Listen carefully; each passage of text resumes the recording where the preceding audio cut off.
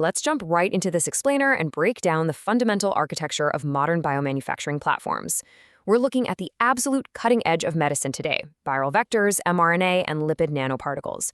If you want to understand how next-generation therapies and vaccines are actually made, you really have to understand the microscopic vehicles that make them possible. But before we get too deep into the weeds, keep this one core concept in mind: 3 distinct platforms, one overriding manufacturing logic. Whether we're dealing with engineered viruses, synthetic mRNA, or complex lipids on the factory floor, we're fundamentally doing the exact same thing. We're engineering a highly specific, microscopic delivery vehicle to carry a very specific genetic cargo right into a patient's cells. Honestly, that's the golden rule of this entire space. So we're going to build our understanding from the microscopic bottom up today. Here is our agenda. 1. The 3 advanced platforms. 2. Structure and biology. 3. Mechanisms of delivery. 4. Drug substance or product. And 5. Platform quality risks. Moving right along to Section 1, the 3 advanced platforms, focusing on vehicles and their typical uses.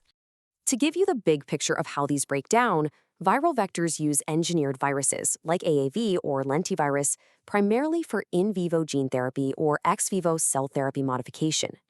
Then, mRNA acts as the synthetic instructions, commonly used for vaccines and RNA therapeutics. And finally, LNPs, or lipid nanoparticles, serve as the protective lipid armor. Because mRNA is just incredibly fragile, it usually needs that LNP vehicle to protect it and get it safely into a host cell. Let's dive into Section 2, Structure and Biology, where we look at the actual anatomy of these microscopic vehicles. When you're discussing viral architecture, you'll hear the word tropism all the time. Tropism is just a highly specific way of describing exactly which types of host cells or tissues our viral vehicle is programmed to target and infect. Is it targeting a liver cell, a muscle cell? The proteins on the outside of the vector act like a microscopic navigation system. Understanding tropism is absolutely crucial because it literally dictates the entire purpose of the therapy. So, what does a viral vector actually look like? Well, the anatomy is beautifully simple, yet highly engineered. First, you've got the payload. That's the therapeutic genetic cargo hidden inside. Then you have the outer shell. AAV and adenoviral vectors use a rigid protein shell called a capsid. Lentiviral and retroviral vectors take it a step further and surround that capsid with a lipid envelope. That outer capsid or envelope acts as the steering wheel and the bumper. It largely determines the tropism we just talked about, as well as the immunogenicity and how the vector behaves during factory manufacturing. Switching gears to mRNA, think of this structure as a set of highly delicate synthetic blueprints. The heart of it is the coding sequence. Those are the direct instructions for the cell's machinery to produce a target protein. But to make sure those instructions aren't destroyed before the cell can even read them, the molecule is flanked by untranslated regions, a protective 5' cap at the front, and a poly A tail at the back. Every single one of these structural elements has to be perfectly manufactured, or the mRNA simply won't work. No pressure, right? Let's pause for a quick knowledge check on an emerging mRNA design. You might be hearing a lot about self-amplifying RNA, or SAR-RNA. Based on the fundamental logic of these platforms, what is the main proposed advantage of self-amplifying RNA compared with conventional mRNA? Why would scientists want to engineer RNA that amplifies itself? It all comes down to efficiency. Conventional mRNA just encodes the target protein. But because self-amplifying RNA encodes its own replication mechanism alongside the target protein, it copies itself once it's safely inside the cell. The huge advantage here is that we can potentially deliver a much smaller payload to the patient to achieve the exact same therapeutic effect.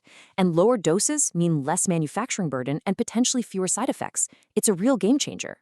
For our third platform, the lipid nanoparticle, the vehicle is entirely synthetic. It's a delicate, carefully manufactured mix of 4 distinct lipid components that work together to protect that fragile mRNA cargo and provide structural rigidity.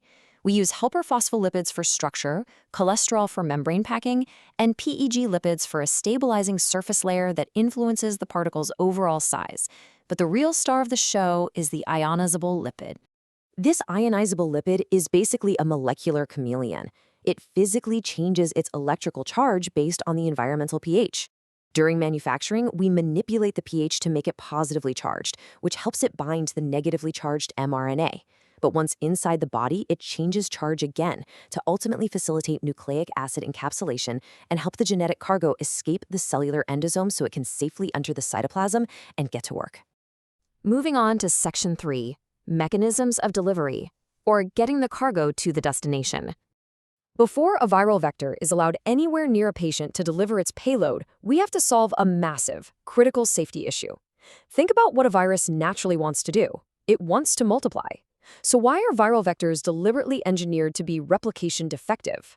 We solve this through what's called a replication defective design. We literally strip out essential viral replication genes entirely. This turns the virus into a highly efficient delivery vehicle that can drop off the cargo, but it can never self-propagate or start an actual infection in the patient. But here's the manufacturing catch.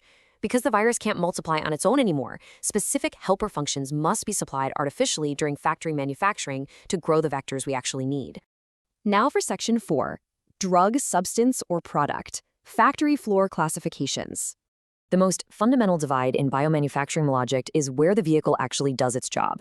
If your delivery vehicle acts in vivo, that means it goes directly into the patient's body.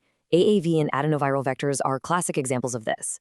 But if the vehicle acts ex vivo, that means it works on cells outside the body, on a lab bench, before those newly modified cells are administered back to the patient.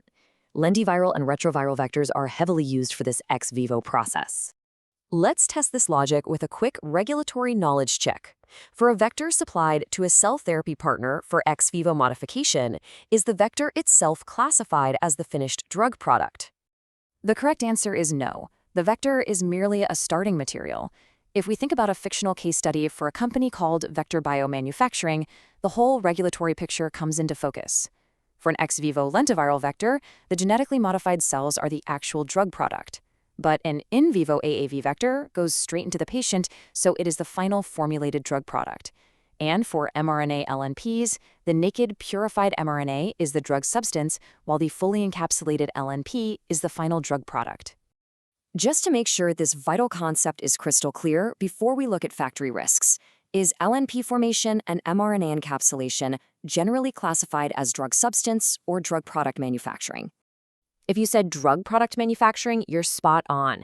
This leads us right into Section 5, Platform Quality Risks, looking at where the process can fail. The unique anatomy of these products builds a totally unique risk profile for each platform. Heterogeneity, or variation in the product, looks completely different depending on what you're making. An empty capsid, a viral shell with no genetic payload inside, is a massive heterogeneity risk for viral vectors. But for LNPs, particle size variability is the specific headache keeping quality control managers up at night. And when it comes to impurities, LNPs have a very unique risk that the others simply don't face. Which brings us to our final knowledge check to tie it all together. What is a key impurity of particular concern that is specific to LNP drug products and is entirely distinct from vector or mRNA impurities? The answer is RNA lipid adducts.